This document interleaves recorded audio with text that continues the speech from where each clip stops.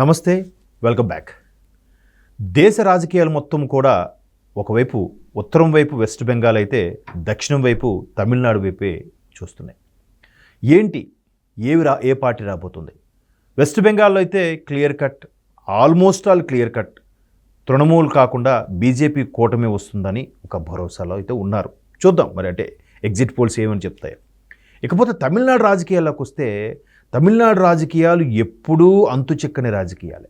ఎందుకంటే గత 37 సంవత్సరాలుగా డిఎంకే 5 ఏళ్ళు వస్తే ఏఐడిఎంకే 5 ఏళ్ళు అలాగే వచ్చింది. అంటే కరుణానిధి గారు ఉన్నప్పుడు, అలాగే అమ్మ జయలలిత ఉన్నప్పుడు వీళ్ళు 5 ఏళ్ళు, వాళ్ళ 5 ఏళ్ళు, వీళ్ళు వాళ్ళ మీద పై చేయి, వాళ్ళ మీద వీళ్ళు పై చేయి, వీళ్ళు వాళ్ళని హెరాస్ చేయడం, వాళ్ళు గవర్నమెంట్ వచ్చాక వీళ్ళని హెరాస్ చేయడం, అమ్మని అసెంబ్లీ సాక్షిగా బయట పట్టుకొని లాగే పరిస్థితులు కూడా జరిగాయి. అంటే మయసభలో ద్రౌపదికి సంబంధించిన ఘటనలు కూడా అసెంబ్లీ వేదికగా చట్టసభలో జరిగిన ఘనత తమిళనాడు రాజకీయాలది.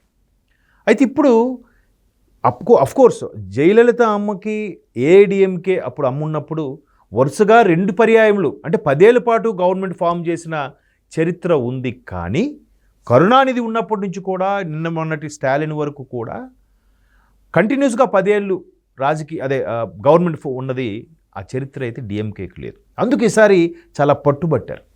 ఎంత పట్టుబట్టారంటే అమ్మ చనిపోయిన తర్వాత అమ్మ పథకాలతో ఉన్న స్కూల్ బ్యాగుల మీద అమ్మ ఫోటోలు, అలాగే వాళ్ళు ఇచ్చే సైకిళ్ళు, ఏవైతే పథకాలు అన్నిటి మీద కూడా అమ్మ ఫోటోలు ఉన్నా కూడా అవి తొలగించకుండా ఉన్నాయండి, ప్రభుత్వ ఆస్తిని వేస్ట్ చేయొద్దు అన్నట్టుగా ఏదో సానుభూతిగా బిల్డప్ ఇచ్చి ఒక క్రేజ్ని సొంతం చేసుకున్నారు స్టాలిన్. తరువాత అసలు రూపం బయటకు వచ్చి మెల్లమెల్లగా టార్చర్ స్టార్ట్ అయింది. ఎస్పెషల్లీ సనాతన ధర్మ ద్వేషి. సో కొడుకు ఎలాగో ఉదయనిధి స్టాలిన్ విషం కక్కేశాడు. అయితే ఇట్లాంటి పరిస్థితుల్లో స్టాలిన్ ఎలాగైనా రెండోసారి గవర్నమెంట్ ఫామ్ చేయాలని ఒక 14 పార్టీలతో గవర్నమెంట్ ఫామ్ చేయాలని కూటమిగా వెళ్తున్నారు. 14 పార్టీలు అంటే చిన్న చితక 5%, 2%, 8% ఉన్న ఓటింగ్ ఉన్న అన్నిటికి కూడా ఛాన్స్ ఇచ్చాడు. వాళ్ళందరికీ సీట్లు కేటాయిస్తే 234 అసెంబ్లీ స్థానాల్లో ఒక 60-70 పోయాయి. ఇక మిగిలినవి ఒక 160 అంతో ఈయన పోటీ చేస్తున్నాడు కదా. సో ఇప్పుడు అవి రావాలి, ఎలాగైనా గెలుచుకు తీరాలి, మ్యాజిక్ ఫిగర్ దాటాలి అంటే ఏం చేయాలి? ఈ నేపథ్యంలో ఇప్పుడు స్టాలిన్కి నిజంగా పులి మీద సవారీలాగా అనిపిస్తుంది టీవీకే పార్టీ వచ్చిన తర్వాత.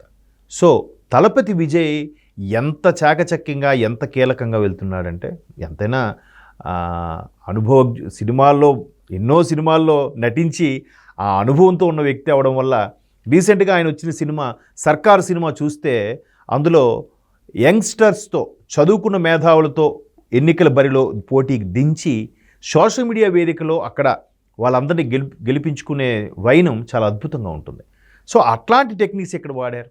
మరోవైపు తమిళనాడు రాజకీయాల్లో కూడా పవర్ స్టార్ పవన్ కళ్యాణ్ ఏదైతే సైకిళ్ళ మీద తొక్కి ప్రజల్లోకి వెళ్ళి క్యాన్వాసింగ్ చేశారో అవి విజయ్ ఒకవైపు, పవన్ కళ్యాణ్ ఒకవైపు పెట్టి ట్రోల్స్ చేస్తున్నారు తమిళనాడు రాజకీయాల్లో. కానీ అలాగే అక్కడ కుటుంబ వ్యవహారాల్లో వచ్చేసరికి ఆయన భార్య విడాకులకు అప్లై చేయడం ఒక మైనస్. తర్వాత కరూర్ ఘటన, అక్కడ ప్రజలు తొక్కిసలాట పోయారు, బట్ ఈయన లేటుకి వెళ్ళడం వల్ల జరిగిందని అదొక మైనస్ ఉంది. ఈ మొత్తం మీద ఆయనకి చాలా ఉచ్చు బిగియడం, అక్కడ సానుభూతి వర్కౌట్ అయిపోయింది.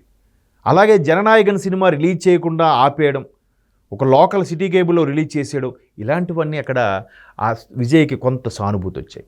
మరోవైపు తమిళనాడు ప్రజలు ఎంత తెలివైన వాళ్ళంటే ప్రతి 5 ఏళ్ళకి మార్చుతూ తమిళనాడు అంతా ఒకటే, మా అరవపోలందరూ ఒకటే, ఈ ద్రవిడ దేశం ఇలాగే ఉండాలి, దేశం అంతా కొట్టుకుపోయినా మాకు సంబంధం లేదు, మా ద్రవిడ దేశం ఇలాగే ఉంటుంది అనే ఒక నినాదంతో ఇప్పుడు ముందుకెళ్తుంటారు. భాషా అభిమానం అందరికంటే వాళ్ళకే ఎక్కువ. సో ఈ నేపథ్యంలో ఎవరైనా సరే మనకు తమిళియన్ అవ్వాలి. అయితే ఇక్కడ విజయ్ పార్టీ ఏఐడిఎంకే బీజేపీ కూటమి ఏదైతే ఉందో ఆ ఒక 3-4 పార్టీలు కలిసాయి, వాటితో కలిసి వెళ్తారు అని కూడా చాలా మంతనాలు జరిగాయి అన్నట్టుగా వార్తలు వచ్చాయి. కానీ విజయ్ సింగిల్గానే వెళ్తున్నారు. అయితే ఇప్పుడు చర్చకు వచ్చిన అంశం ఏంటంటే విజయ్ రేపు మే 4న కౌంటింగ్ ఉంటుండగా ఈ లోపలే ఆయన ఆస్ట్రేలియా, యూరోపియన్ కంట్రీస్ వైపు ఎందుకు విదేశాలకు వెళ్తున్నాడు అంటే భారీ స్థాయిలో మద్దతు కూడగట్టుకోవడానికే, లేదా విదేశాల నుంచి ఇక్కడ మన పవన్ కళ్యాణ్ గారికి ఎలాగైతే ఎన్ఆర్ఐలు వాళ్ళు వీళ్ళు చాలామంది సపోర్ట్ చేశారు, ఎస్పెషల్లీ ఆంధ్రప్రదేశ్ రాజకీయాల్లో ఎన్ఆర్ఐలు లోకేష్ గారికి అలాగే పవన్ కళ్యాణ్ గారికి భయంకరంగా సపోర్ట్ చేశారు. వాళ్ళు స్వచ్ఛందంగా వీళ్ళు పిలుపునివ్వకపోయినా కూడా వచ్చారు. వాళ్ళు అంత విసిగిపోయారు ఆంధ్రప్రదేశ్ రాజకీయాలకు సంబంధించి గత 5 ఏళ్ళలో. సో అది పక్కన పెడితే ఇక్కడ విజయ్ కూడా ఆ ఫ్యాన్ బేస్ ఉండడం, రజనీకాంత్ తర్వాత అంతటి స్టార్డమ్ ఉండడం వల్ల అది ఇక్కడ ప్లస్ అయ్యే అవకాశాలు ఉన్నాయి. సో ఇప్పుడు ఆయన విదేశాలకు ఎందుకు వెళ్తున్నాడు? ఖచ్చితంగా విజయం కైవసం చేసుకుంటాడా? ఒకవేళ కాకపోయినా ఎన్డీఏ భాగస్వామ్య పక్షాలతోనైనా గవర్నమెంట్ ఫామ్ చేసి ముఖ్యమంత్రి అవుతాడా?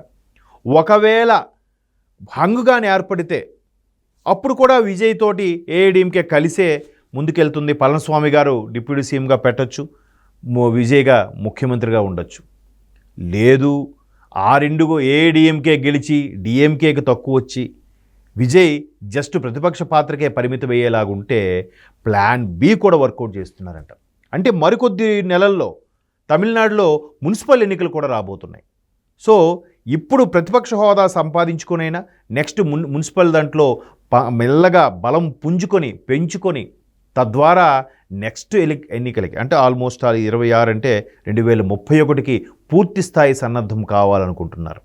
ఆ ప్లాన్ బిలోనే 2031 కాదు, జమేలి ఎన్నికలు కానీ జరిగితే 2029లో మరలా ముఖ్యమంత్రిగా టీవీకే విజయ్ అవ్వడం ఖాయము అనేలాగా ఇప్పటి నుంచే ప్లాన్స్ చేస్తున్నారట. చూసారా, ఆయన అస్సలు ప్రతిదీ చాలా బాగా వెళ్తున్నాడు. అంటే ముందు ఎవరెవరు పార్టీ సినిమా అనుభవం నుంచి వచ్చి రాజకీయ పార్టీ పెట్టిన వాళ్ళు ఎలా ముందుకెళ్ళారు, ఒక ఎంజీఆర్ గారు, ఒక ఎన్టీఆర్ గారు, అలాగే ఒక చిరంజీవి గారు, తర్వాత పవన్ కళ్యాణ్ గారు.